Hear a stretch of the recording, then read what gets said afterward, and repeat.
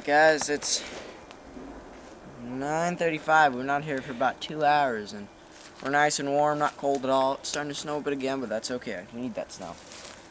So, what we're going to do now to rebuild our fire is we want these small twigs.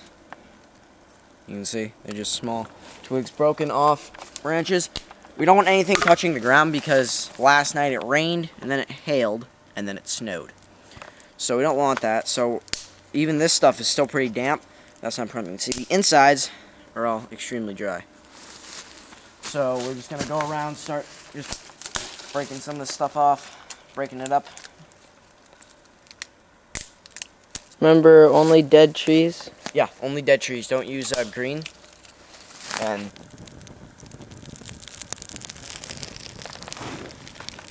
it's back. It's back, and then we're just going to keep piling the wood on.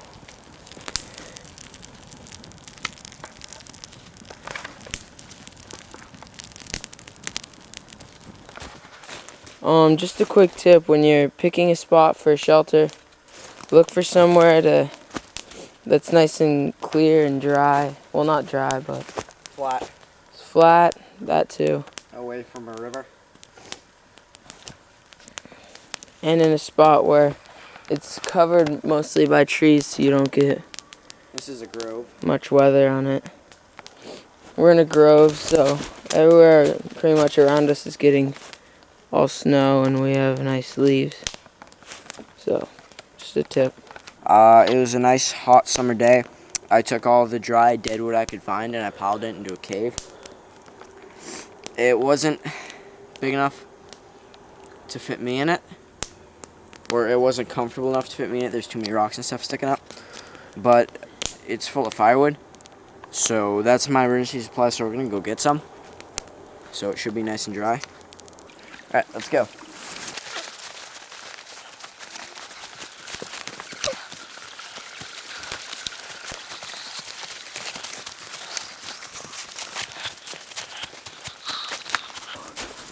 Here we are at the cave, right here. Got nice dry logs of wood, some birch bark in here, and as you can see, I don't know if you can see that or not, you might want to try putting on the night shot. It might work or not, I don't know. Yeah. You can see way in the back there. It can fit a person. Just, it's not very comfortable. You're laying on like a hill the entire time. But we'll get some of this one and I'll keep you posted. Alright guys, these trees here are called black cherry trees. You can tell because they got that black kind of scaly looking bark. And you can see like here, when they get big, they actually like break out of their own bark. And a very classic ability to tell these is they have deformities on the tree. There's actually one over here. There's actually a couple on this tree. But as you can see here, there's this large deformity on this tree. And this is a sure sign way to tell, and you can also see it breaks out of the bark. And these are, this is cherry. Very popular in the furniture business because it's a nice hard wood, and if you dry these out, they burn extremely well.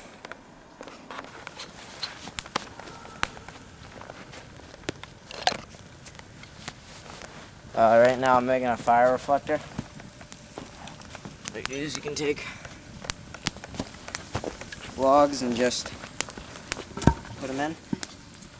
Move this closer.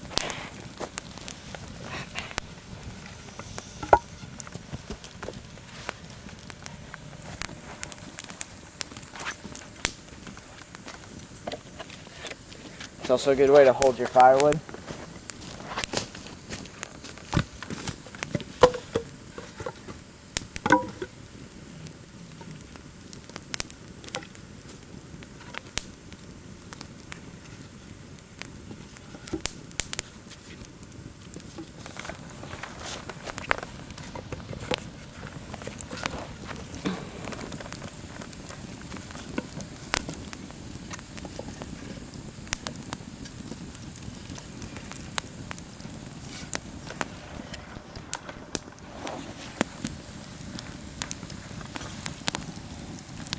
And that will reflect heat back that way.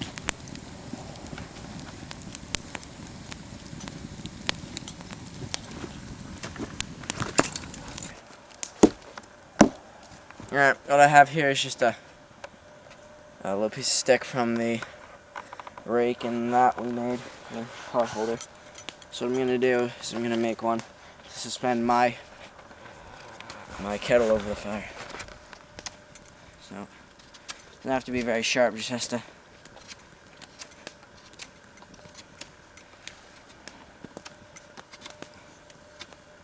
have a decent little point. Like the kettle. Oh, make the wire. Drop it on it.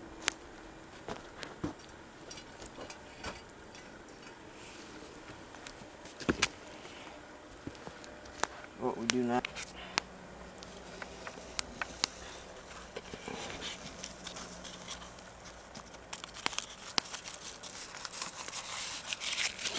Pack out your trash.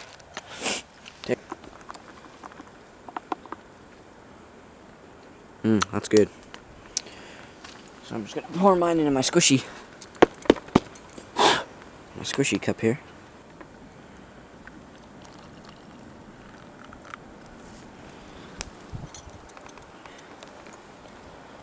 There you go. Alright. Seems fine. I'm gonna take it off. Let it cool down. Usually when you bring these, bring a handkerchief with it so you can take it off. Just to be safe. And we're gonna make some hot chocolate. So we'll get back to you. I'm about to wash out my can. We'll probably go in for lunch in a little bit. Fire's dying out. So we'll see you guys later. The fork! Oh yeah. Made a fork out of just maple. It's pretty much just a stick split in two, only halfway, sharpening both ends, and then you can stick a little piece of wood in between them to keep them. They're pretty sharp. Good fork.